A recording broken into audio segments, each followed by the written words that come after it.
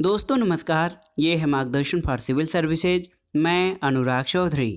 दोस्तों आज की वीडियो में हम सॉल्व करेंगे ELT grade, TGT, PGT, government inter college प्रवक्ता, गवर्नमेंट डिग्री कॉलेज, उच्चतर शिक्षा असिस्टेंट प्रोफेसर और नेट जेआरएफ के लिए विश्व के भूगोल से संबंधित महत्वपूर्ण प्रश्नों का भाग 12। इसमें हम मरुस्थल, पवन तथा अन्य क्रियाओं द्वारा निर्मित प्रमुख स्थलाकृतियों से संबंधित महत्वपूर्ण प्रश्नों को सॉल्व करेंगे। ये प्रश्न आपके आगामी परीक्षाओं के लिए बहुत ही उपयोगी तथा महत्वपूर्ण है। तो आइए शुरू करते हैं आज का वीडियो। दोस्तों पहला प्रश्न है कि अफ्रीका की मरुस्थलीय स्थलाकृतियों का अध्ययन किसने किया था, आपको बताना है। ऑप्शन है आपके डेविस, एल.सी. किंग, जे. वाल्टर या फिर पसर्गे। तो सही उत्तर है ऑप्शन डी, पसर्गे। दोस्तों देखिए, दिए गए विकल्पों में से पसर्गे ने सबसे पहले अफ्रीका की मरुस्थलीय स्थलाकृतियों का अध्ययन किया था और पसर्गे ने 1904 में और डेविस ने 1905 में कालाहारी मरुस्थल में स्थित इंसेलबर्ग और समीप सतह के अध्ययन के आधार पर ये बताया कि इंसेलबर्ग से युक्त समतल भाग मरुस्थलीय अपर्दन चक्र का अंतिम रूप है।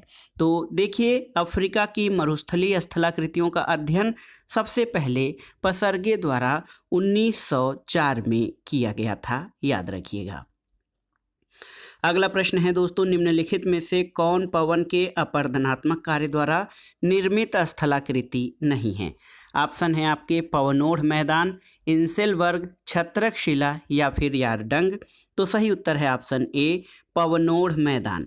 दोस्तों पवन की अपर्दनात्मक क्रिया द्वारा पवनोढ़ मैदान या लोयस मैदान का निर्माण नहीं होता है, बल्कि इसका निर्माण पवन की निक्षेप क्रिया द्वारा होता है और अन्य विकल्प पवन की अपर्दन क्रिया के परिणाम हैं।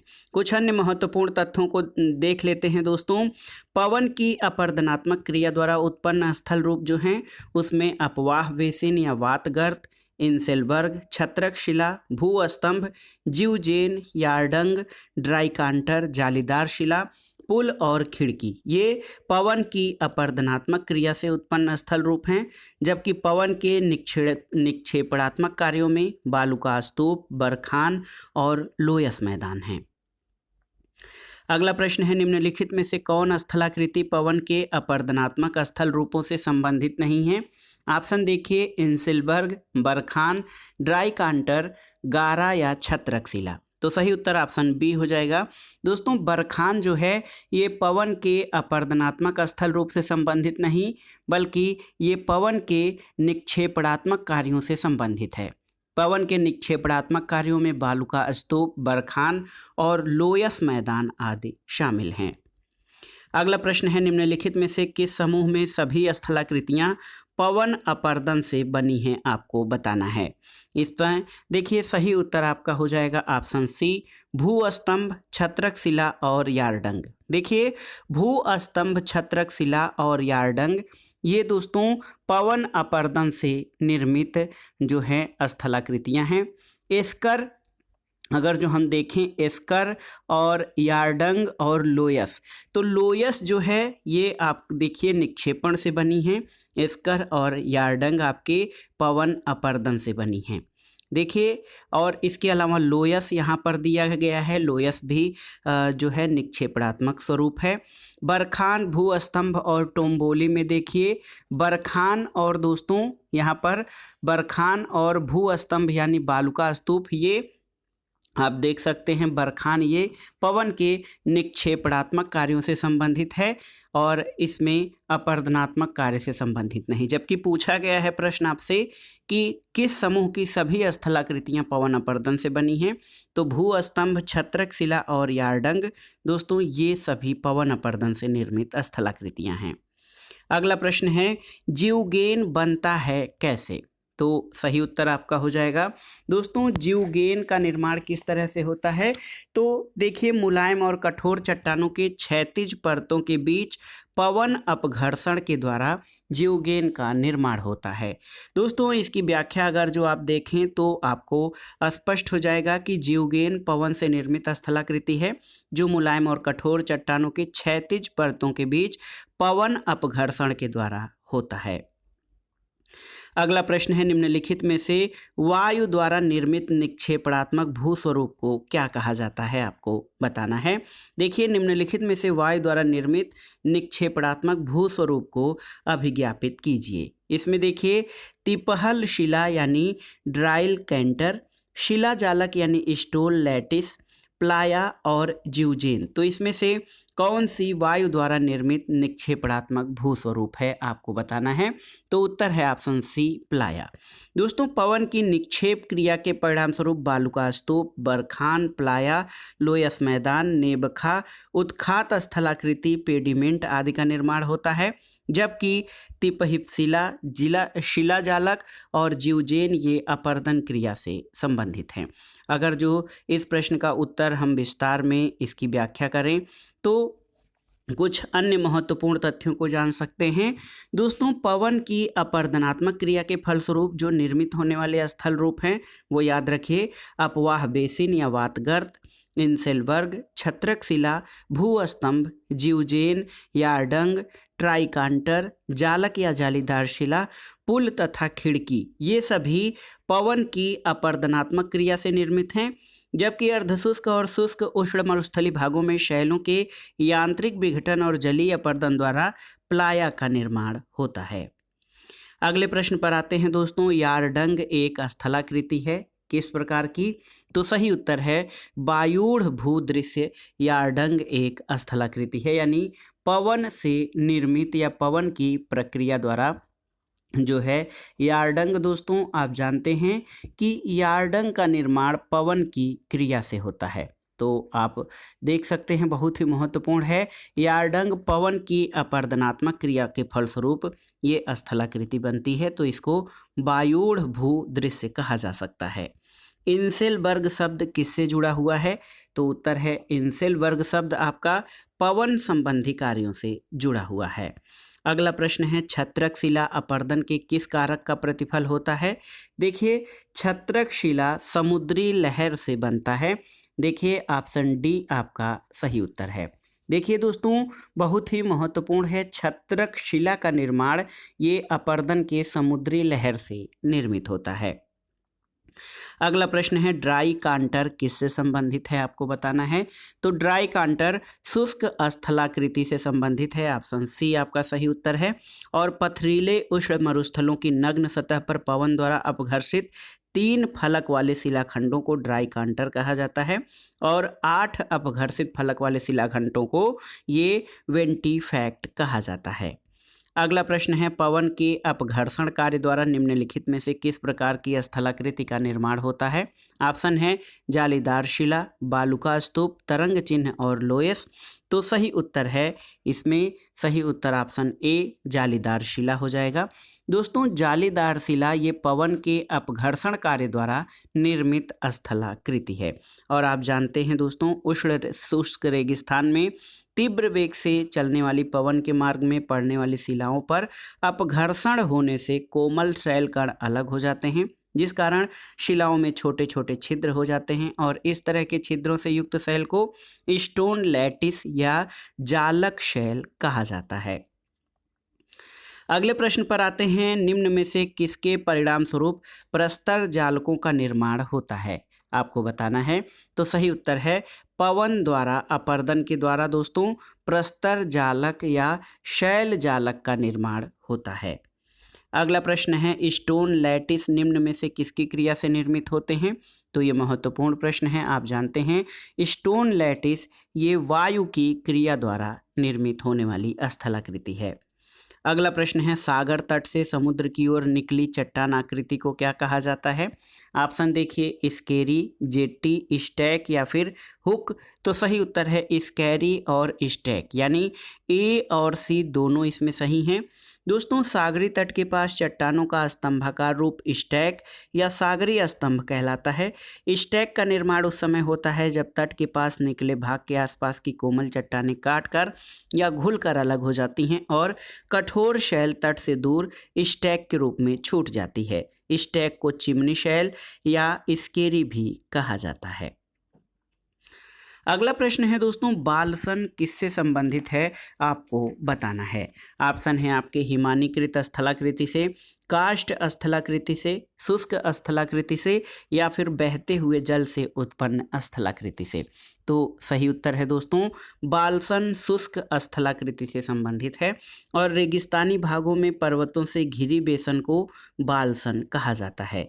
चारों तरफ से छोटी छोटी नदियां निकलकर बाल्सन में जाती हैं और जल के एकत्र होने से अल्पकालिक झीलों का निर्माण होता है। अतः बाल्सन एक मरुस्थली स्वरूप है जो कि आप देख सकते हैं शुष्क स्थलाकृति से संबंधित है। अगला प्रश्न है दोस्तों आटाकामा मरुस्थल स्थित है कहाँ पर? तो उत्तर जान लीजिए।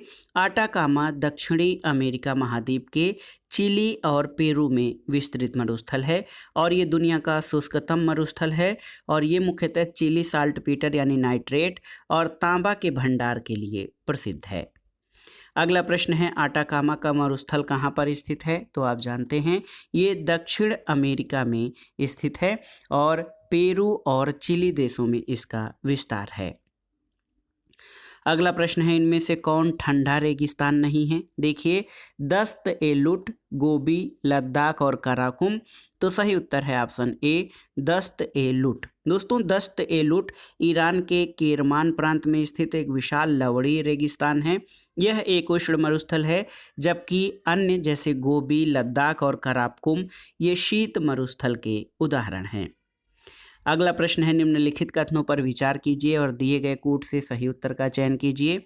कथन एक है बरखान का पवनोन्मुखी ढाल तीव्र होता है। कारण है बरखान के शिखर पवन दिशा को इंगित करते हैं। तो इसमें देखिए दोस्तों बरखान का पवनोन्मुखी ढाल तीव्र होता है ये आपका गलत है और बरखान के शिखर पवन की दिशा को इंगित करते हैं ये आपका सही है। तो यहाँ पर देख सकते हैं ए दोस्तों गलत है, आर सही है क्योंकि बरखान का पवनोन्मुखी ढाल जो है ये उत्तल मंद और पवनमुखी ढाल अवतल और तीव्र होता है। इसके शिखर की ओर पूर्ण विकसित दो सींघें होती हैं जो कि पवन के चलने की दिशा में निकली रहती हैं। बरखान मध्य में सर्वाधिक ऊंचे होते हैं। इनका निर्माण उस समय होता है जब रेत की आपूर्ति तथा पवन का वेग दोनों सामान्य हो। बरखान का शीर्ष भाग पवन की दिशा जिस दिशा की ओर पवन चलती है दो निक्यूले सिरों में विभक्त हो जाता है जो पवन की दिशा को इंगित करती है।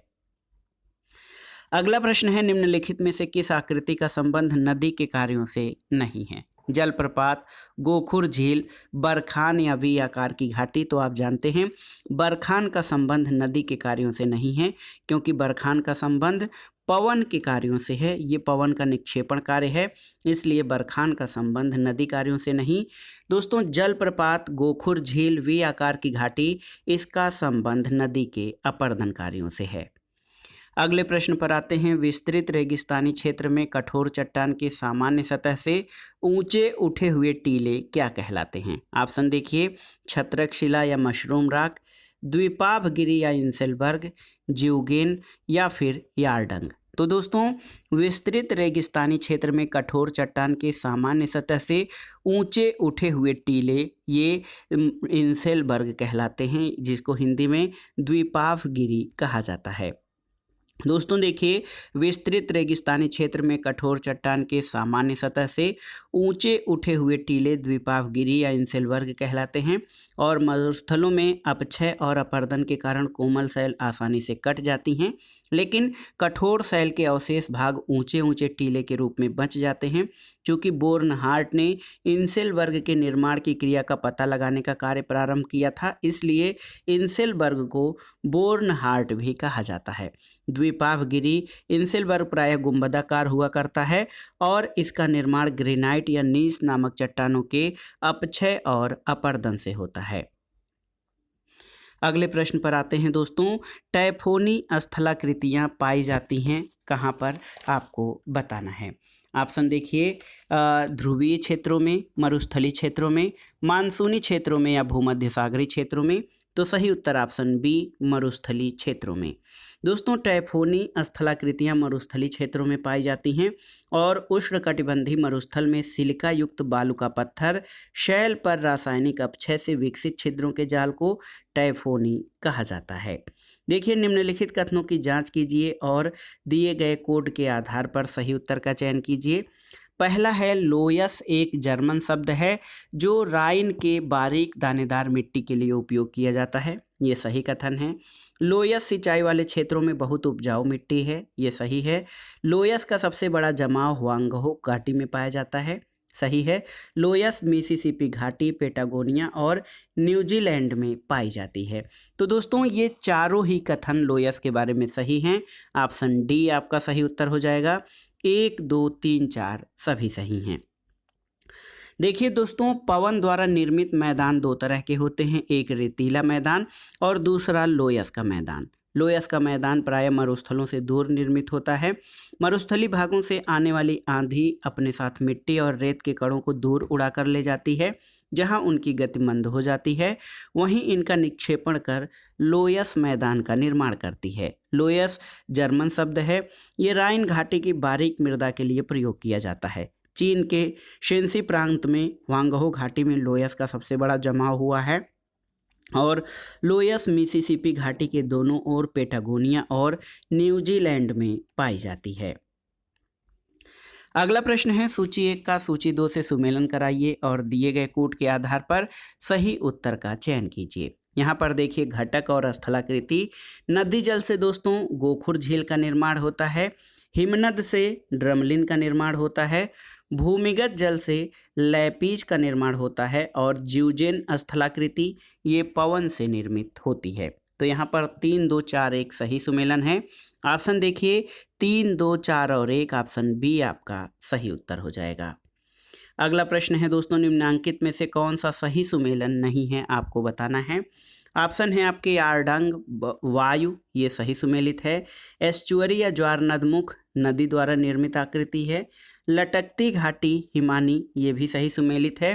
नूनाटक भूमिगत जल, तो ये आपका सही सुमेलित नहीं है, क्योंकि नूनाटक दोस्तों ये विस्तृत हिम क्षेत्र या हिमनदों के बीच ऊंचे उठे हुए टीले होते हैं जो चारों तरफ से हिम से घिरे होते हैं। इस तरह से स्पष्ट है कि नूनाटक जो हैं वो भूमिगत जल से नहीं बल्कि हिमनद से निर्मित स्थलाकृति हैं और अन्य विकल्प आपके सही सुमेलित हैं। अगला प्रश्न है, निम्नलिखित में से कौन युग्म सही सुमेलित नहीं है आपको बताना है। लैपीज भूमिगत जल सही सुमेलित है। ज्यूजेन पवन द्वारा निर्मित स्थलाकृति, ये भी सही सुमेलित है। एस्कर नदी, तो एस्कर सही सुमेलित नहीं है। एस्कर अथवा हिमनद कटक लंबे टेढ़े मेढ़े अथवा घुमावदार और कम ऊंचे कटक होते हैं। ये देखने में प्राकृतिक बांध जैसे होते हैं और इसका निर्माण हिमनद की तली पर हिम के पिघलने से उत्पन्न होने वाली जल धाराओं द्वारा निक्षेपित पदार्थों से होता है। और मेष पृष्ठ शिला या भेड़ पीठ शिला ये हिमनद से निर्मित है। तो देखिए ऑप्शन सी आपका सही सुमेलित नहीं है और अन्य ऑप्शन आपके सही सुमेलित है। दोस्तों सूची 1 का सूची 2 से मिलान करना है और दिए गए कोड के आधार पर सही रूप का चयन करना है। इसमें सूची 1 में स्थल रूप और सूची 2 में आपकी क्रियाएं या प्रक्रिया दिया गया है। देखिए निक पॉइंट, तो निक पॉइंट पुनर्युवन से संबंधित है, ए का चौथा हो जाएगा। घोल रंध्र काष्ठ से संबंधित है। अधिकेंद्र आप जानते हैं ये भूकंप से संबंधित है और जलोढ़ पंख ये नदी द्वारा जो है स्थलाकृति का निर्माण जो है ये नदी द्वारा जलोढ़ पंख आकृति का निर्माण किया जाता है। अधिकेंद्र धरातल पर वह स्थान है यानी एपिसेंटर जहां भूकंपी लहरों का अनुभव सबसे पहले किया जाता है। तो 4, 1, 2 और 3 आपके सही सुमेलन हैं।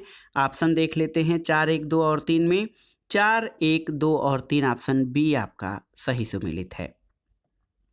अगला प्रश्न है दोस्तों सूची 1 का सूची 2 से सुमेलन कीजिए और दिए गए कोड के आधार पर सही उत्तर का चयन कीजिए। प्राकृतिक तटबंध दोस्तों ये नदियों से संबंधित हैं। प्राकृतिक तटबंध एस्कर आप जानते हैं ये हिमनदीय प्रक्रिया का परिणाम है। पैलजे ये काष्ठ प्रक्रिया का परिणाम है और बरखान ये बातोड़ यानी पवन द्वारा निर्मित प्रक्रिया है। दोस्तों प्राकृतिक तटबंध आप जानते हैं कि नदी का निक्षेपणात्मक स्थल रूप है और इसके अतिरिक्त अन्य स्वरूप जलोढ़ पंख, जलोढ़ शंकु, बाढ़ का मैदान और डेल्टा ये नदियों द्वारा निर्मित होते हैं। इसके अलावा आप देख सकते हैं दोस्तों एस्कर एस्कर जो है ये हिमनदीय निक्षेपात्मक स्वरूप है। और इसके के अतिरिक्त हिमोढ़ या मोरेन, ड्रमलिन, किम वेदिका, कैटलिन और हम्मक, ये दोस्तों ये देखिए हिमनद से उत्पन्न जो है स्थलाकृतियां हैं। पैलजे तो आप जानते हैं भूमिगत जल के अपर्दन से निर्मित स्थल रूप है। और पैलजे के अतिरिक्त घोलरंध्र, विलयन रंध्र, डोलाइन, युवाला, लैपीज, कंदरा, प्राकृतिक पुल, काष्ठ या घोल, ये जो है घोल घाटी के उदाहरण हैं।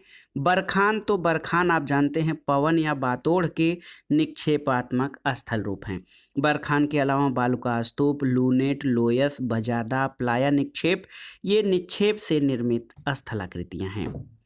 अगला प्रश्न है दोस्तों, सतृण गिरिका का संबंध किससे है? तो याद रखिएगा, सतृण गिरिका का संबंध परिहिमानी स्थलाकृति से है। ऑप्शन डी आपका सही उत्तर है। सतृण गिरिका का संबंध परिहिमानी स्थलाकृति से है। गिरिका सतह के ऊपर उठी गांठ या टीला के रूप में होती है। जब इनका ऊपरी भाग नग्न होता है तो उसे भूगिरिका यानी अर्थ हम्मक कहते हैं, जबकि ऊपरी सतह पर वनस्पति के आवरण होने पर इसको तृणगिरिका या टर्फ हम्मक कहा जाता है। तो देखिए दोस्तों, सतृण गिरिका का संबंध परिहिमानी स्थलाकृति से है। अगला प्रश्न है, परिहिमानी प्रक्रियाओं द्वारा निर्मित गुंबदाकार लघु प्रकीर्ण पहाड़ियां पिंगो पाई जाती हैं कहाँ पर? ऑप्शन है आपके अलास्का, जर्मनी, मैक्सिको या चीन में। तो सही उत्तर है ऑप्शन ए, अलास्का में। देखिए दोस्तों, परिहिमानी प्रक्रियाओं द्वारा जो निर्मित गुंबदाकार लघु प्रकीर्ण पहाड़ियां हैं, ये पिंगो या हाइड्रोलैकोलिथ, ये अलास्का क्षेत्र में पाई जाती हैं। इनकी ऊंचाई कुछ सेंटीमीटर से लेकर मीटर तक होती है। अगला प्रश्न है, सूची 1 का सूची 2 से सुमेलन कराइए और दिए गए कूट से सही उत्तर का चयन करिए। देखिए यहाँ पर सही सुमेलन इस तरह से हो जाएगा। टोम्बोलो भू आकार ये समुद्री लहरों से निर्मित होता है, ए का तीसरा हो जाएगा। श्रृंगपुच्छ हिमनद से निर्मित जो है स्थल रूप है। अवनमित कुंड जो है ये सरिता से उत्पन्न होता है, सरिता से इसका निर्माण होता है। और सकुंड ये भूमिगत जल से निर्मित स्थलाकृति है। तो सही उत्तर ऑप्शन बी हो जाएगा। यहाँ पर देखिए बी, यहाँ पर 3, 2, 4 और 1 ऑप्शन बी आपका सही उत्तर है। अब आइए आप देखिए दोस्तों, अगला प्रश्न, निम्नलिखित में से कौन सा सही सुमेलित नहीं है? देखिए, नदी प्राकृतिक तटबंध ये आपका सही सुमेलित है। पवन टोम्बोलो सही सुमेलित नहीं है। हिमनद या सर्क ये सही सुमेलित है। और पवन से सीप सही सुमेलित है। दोस्तों, टोम्बोलो एक तटीय स्थलाकृति है जिसका निर्माण, टोम्बोलो का निर्माण सागरी जल से होता है, बालू के निक्षेपण से होता है और ये पवन से नहीं होता है। तो याद रखिएगा, टोम्बोलो एक तटीय स्थलाकृति है जिसका निर्माण सागरी जल से होता है, ये पवन से निर्मित नहीं होता है। तो ऑप्शन बी आपका सही सुमेलित नहीं है। अगले प्रश्न पर आते हैं दोस्तों, शुष्क और अर्धशुष्क प्रदेशों में पेडिमेंट और प्लाया के मध्य निक्षेप जनित मंद ढाल वाले मैदानों को क्या कहा जाता है? ऑप्शन है बजाडा, अर्ग, रेग या सलीना। तो सही उत्तर है ऑप्शन ए, बजाडा। दोस्तों, गर्म शुष्क और अर्धशुष्क प्रदेशों में पर्वतीय अग्रभाग पेडिमेंट और प्लाया के मध्य निक्षेप जनित मंद ढाल वाले मैदान को बजाडा कहा जाता है। अगला प्रश्न है, पिंगो एक एकाकी गुंबदाकार नीचा टीला पाया जाता है कहाँ पर? तो पिंगो के बारे में आप जानते हैं कि ये परिहिमानी क्षेत्रों में पाया जाता है।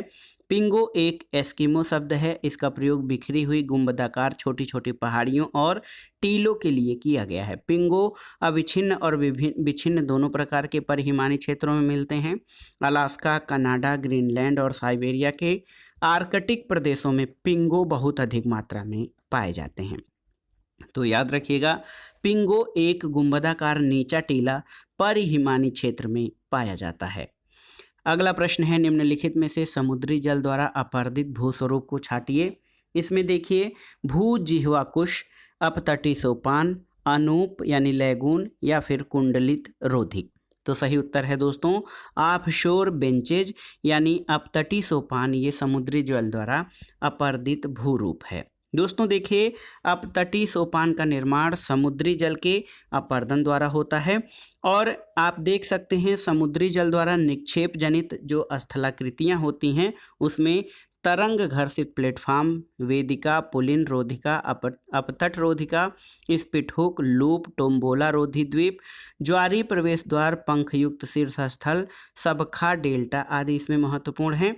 और समुद्री जल के द्वारा जो अपर्दन क्रिया से निर्मित तटीय क्लिफ, तटीय कंदरा, प्राकृतिक चिमनी, स्टैक, अपतटीय सोपान, अंडाकार कटान, लघु निवेशिका और तरंग घर्षित वेदी महत्वपूर्ण है। अगला प्रश्न है निम्नलिखित में से कौन एक मूल स्थल रूप है? ज्वालामुखी शंकु, अवशिष्ट पर्वत, मेनोडनाक या अपर्दनात्मक जलप्रपात। तो सही उत्तर है दोस्तों ज्वालामुखी शंकु मुख्य रूप से ज्वालामुखी का मूलभूत अंग होता है। और आपसे पूछा भी गया है कि कौन एक मूल स्थल रूप है, तो ये ज्वालामुखी शंकु हो जाएगा। ज्वालामुखी शंकु ज्वालामुखी से निकले पदार्थों जैसे गर्म लावा गैस, पत्थर के टुकड़े और धूल आदि के जमाव से बनता है, इसलिए इसे ज्वालामुखी पर्वत का मूल स्थल रूप कहा जा सकता है। जबकि अवशिष्ट पर्वत, मेनोडनाक तथा अपर्दनात्मक जलप्रपात देश काल परिस्थितियों और विभिन्न कारकों द्वारा विकृत स्थलाकृतियां हैं। इस प्रकार आप देख सकते हैं ज्वालामुखी शंकु जो है ये मूल स्थल रूप है।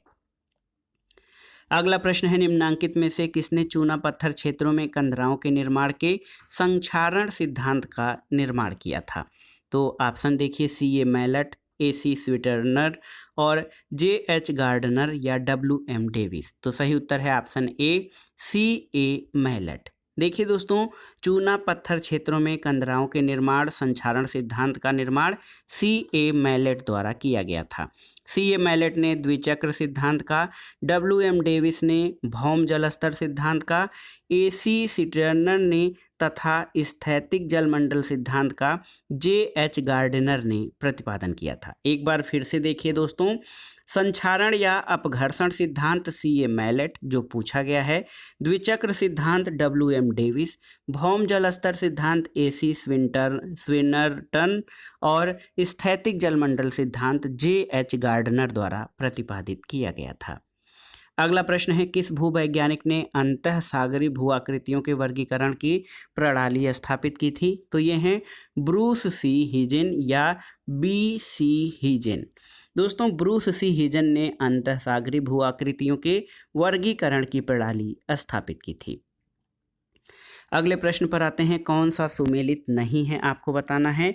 जलीय तटबंध, हिमानी हार्न, काष्ठ भूस्तंभ, तटीय रोधिका। तो इसमें आप देख सकते हैं जलीय तटबंध सही सुमेलित है, हिमानी हार्न सही सुमेलित है, काष्ठ भूस्तंभ सही सुमेलित है और तटीय रोधिका सही सुमेलित है। तो इनमें सभी विकल्प सुमेलित हैं। आयोग ने इस प्रश्न को अपने उत्तर कुंजी से हटा दिया था। सभी सुमेलित हैं, कोई भी बेमेल नहीं है। अगला प्रश्न है निम्नलिखित में से कौन एक पिंक के स्थलाकृतिक विकास मॉडल से संबंधित नहीं है? ऑप्शन है हाल्डेनहैंग, भू आकृतिक सीमांत, पीडमान ट्रैपेन या इंड्रम्प। तो सही उत्तर ऑप्शन बी भू आकृतिक सीमांत। दोस्तों पिंक के स्थलाकृतिक विकास के मॉडल से भू आकृतिक सीमांत संबंधित नहीं है, जबकि हाल्डेनहैंग, पीडमान ट्रैपेन और इंड्रम्प पिंक के स्थलाकृतिक विकास मॉडल से संबंधित हैं। घाटी पार्श्व निचले भाग को वाश ढाल या हाल्डेनहैंग कहते हैं।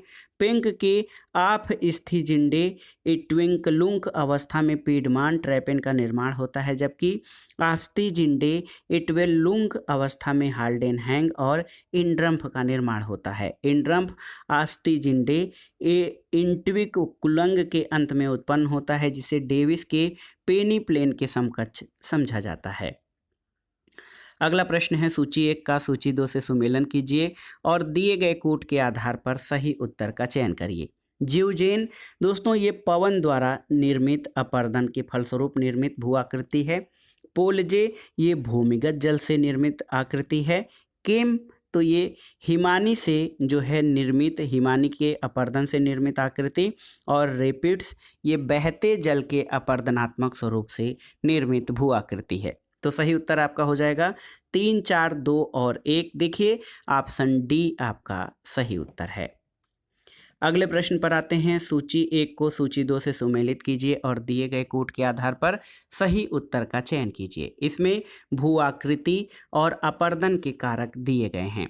देखिए, प्राकृतिक तटबंध ये बहते हुए जल से बनते हैं। टेरा रोसा का निर्माण भूमिगत जल से होता है। सर्क आप जानते हैं ये हिमानी से सर्क का निर्माण होता है। और इंसेलबर्ग पवन द्वारा जो है अपरदन के फलस्वरूप इस भू आकृति यानी इंसेलबर्ग का निर्माण होता है। तो देखिए 3, 4, 2 और 1, 3, 4, 2 और 1 ऑप्शन सी सही उत्तर हो जाएगा मिलान का। अगला प्रश्न है और इस वीडियो का आखिरी प्रश्न है। सूची 1 का सूची 2 से मिलान कीजिए और दिए गए कोड के आधार पर सही उत्तर का चयन कीजिए। इसमें देखिए, टिल मैदान भू आकृति ये हिमनद द्वारा निर्मित होती है। इसके अलावा जल गर्तिका जो है ये बहते हुए जल से। ह्यूम्स, तो ह्यूम्स दोस्तों ये भूमिगत जल से निर्मित स्थलाकृति है। और रिपल्स ये वायु द्वारा निर्मित आकृति है। तो देखिए सही सुमेलन हो जाएगा 3, 4, 1 और 2। देखिए 3, 4, 1 और 2 ऑप्शन सी आपका सही उत्तर हो जाएगा। यहाँ पर आप एक बार फिर से दोहरा लीजिए। देखिए, टिल मैदान भू आकृति हिमनद के अपरदन से निर्मित होता है। जल गर्तिका बहते जल के अपरदन से। ह्यूम्स भूमिगत जल के अपरदन से।